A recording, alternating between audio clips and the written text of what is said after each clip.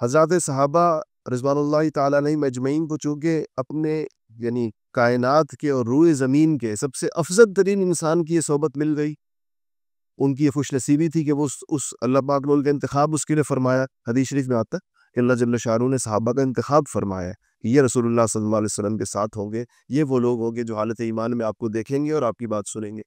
تو وہ ان کا درجہ اس وجہ سے کس قدر بلند ہو گیا، یعنی آپ اس سے اندازہ لگائیں کہ ایک فرد آئے اور آپ صلی اللہ علیہ وسلم کے پاس آیا اور اس نے ایمان لے آیا، اور ایمان لاتے ہی جسے صحابہ کا عام طور پر معمول تھا کہ آپ کے ہاتھ میں ہاتھ دے کر وہ کلمہ پڑھا کرتے تھے کہ اشہدو ان لا الہ الا اللہ واشہدو ان محمد عبدہ ورسولہ، محمد رسول اللہ، عام طور پر ہاتھ میں ہاتھ دے کر یہ کلمہ پڑھا جاتا تھا۔ تو اگر فرض کیجئے کسی شخص نے یہ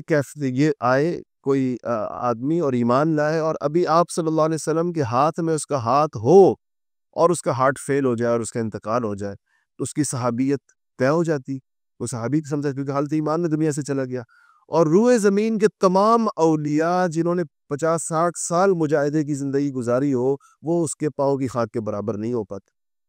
تو اس سے پتہ چلتا ہے کہ یہ صحبت اللہ جل شانہ نے اسے کتنی بڑی قیمت لگائی ہے بمقابلہ عمل، ورنہ عمل تو ان لوگوں کا زیادہ ہے جن لوگوں نے 50 سال تہجد پڑھی ہوگی، جنہوں نے 50 سال زکاتیں دی ہوگی، جنہوں نے 50 سال